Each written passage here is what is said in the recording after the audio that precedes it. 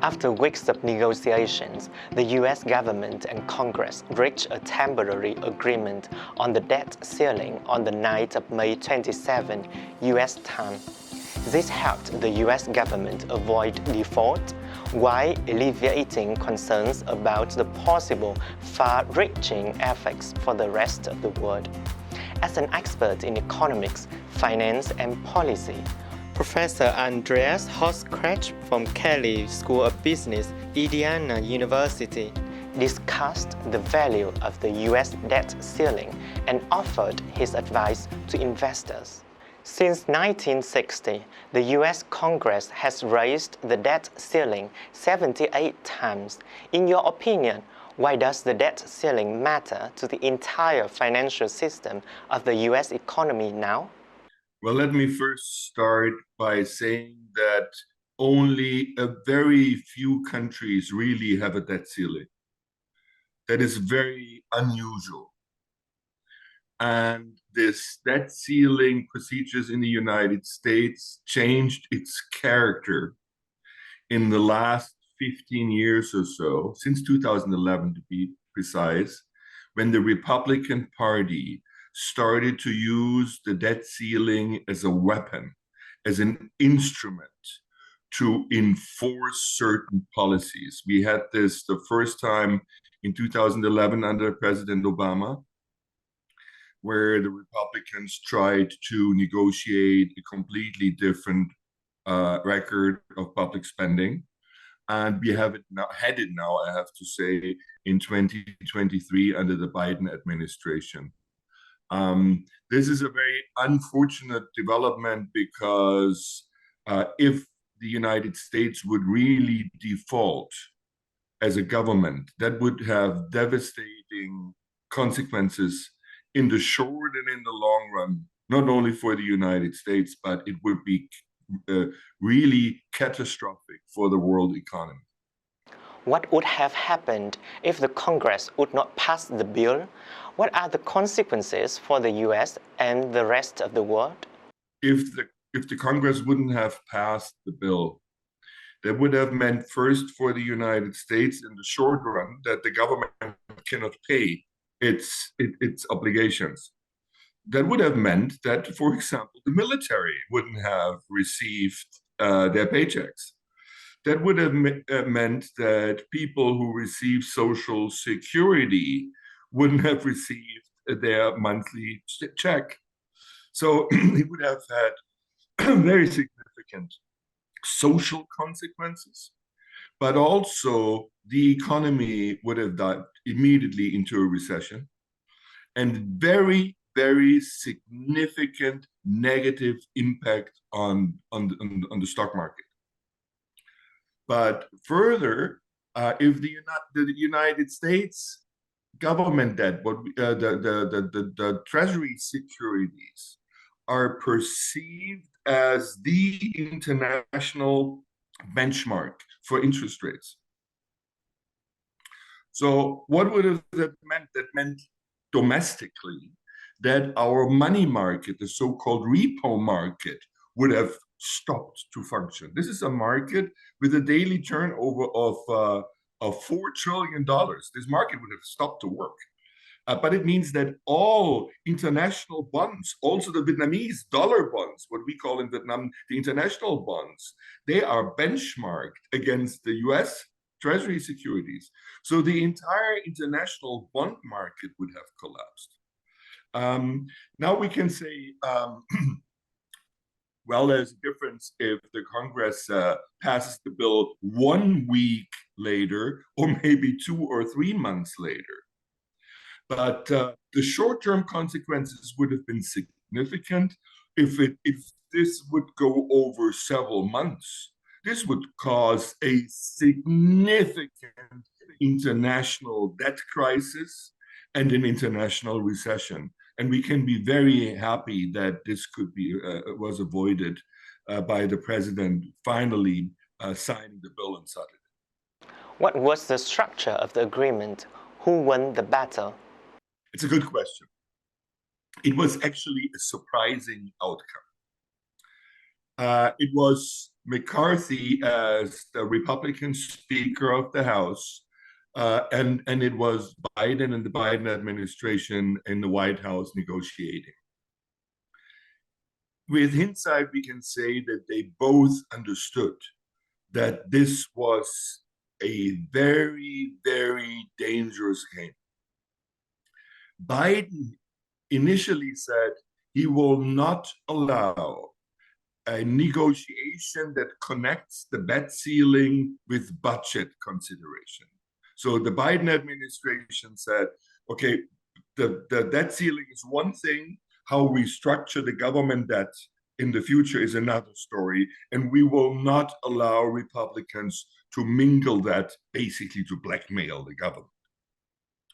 On the McCarthy side, McCarthy is under enormous pressure from a relatively small number of extremely conservative Republican members of the House who enjoy boycotting the government. It's on their agenda.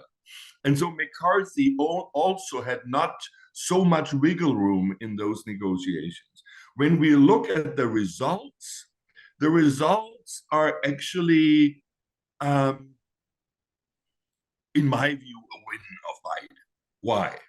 Because what it does is it does not really touch the main topics. The main topics in budget considerations for the United States are what we call entitlement programs. This is how do we structure for the future medical payments for the elderly. This is called Medicare. How do we structure the medical expenses for the poor people? That is called Medicaid. How do we really look at Social Security reform? All those big topics were completely excluded. And so it really concentrated on two items, what we call discretionary spending. Discretionary spending is, for example, spending for education, spending for infrastructure. Those spendings will be cut, unfortunately. And then the compromise also says, okay, it was a compromise for 2 years. And for those 2 years, we limit the increase in spending from the government for the next 2 years, basically cap it. But this is not even close to what McCarthy actually intended to achieve. And unfortunately, as I mentioned, it hits the most vulnerable in the society, because when I say discretionary spending, it's unfortunate when you, for example, have to cut spending for education. Was this a sustainable game changer, or will this fight over the federal budget happen again and again? Obviously, also a very good question. Obviously, it depends a little bit how the election for presidency will be in 2024, if the Republicans can keep the House. I would say the forecast is rather sober. Why is that? In the United States, there is no political majority that is really able and willing to address the main budget problems, budget issues. And the main budget issues, the entitlement programs, again, Medicare, Medicaid, Social Security. Nobody touches those items because they are not popular. But they have to be addressed. The United States cannot continue that path. Otherwise, the government debt will spiral out of control. Keep in mind that the United States already today has a government debt of $31.4 trillion, a gigantic number. And this will get out of control when the big issues are not addressed. That's the first part of the answer. The second part of the answer is, unfortunately, I think that the budget is now weaponized. So in other words, the budget is used as a weapon in a political fight. And so either the Democrats win the majority in the House, in the Senate, and in the White House, or very likely you and I will sit here in 2 years and discuss the same issue again. That's the sober forecast. How can investors protect their portfolios or make informed decisions during periods of uncertainty regarding the public debt ceiling? What advice do you have for foreign investors, including Vietnam? Given the international role of the dollar as the international liquidity, and given the importance of the financial system of the United States, the financial markets of the United States for the rest of the world, there is not much that investors can do to escape that potential trouble, unless more and more people are questioning the reliability of the role of the dollar and the reliability of the United States as a business partner, and that includes also financial markets. So when you think about this from that perspective, this entire discussion jeopardizes actually the leadership of the United States in terms of international key currency, in terms of the leading financial markets. And of course, other countries will try to move in that void. What do I mean? China is trying to develop the yuan renminbi as an alternative to the dollar. This is not close, so there's many obstacles for the Chinese.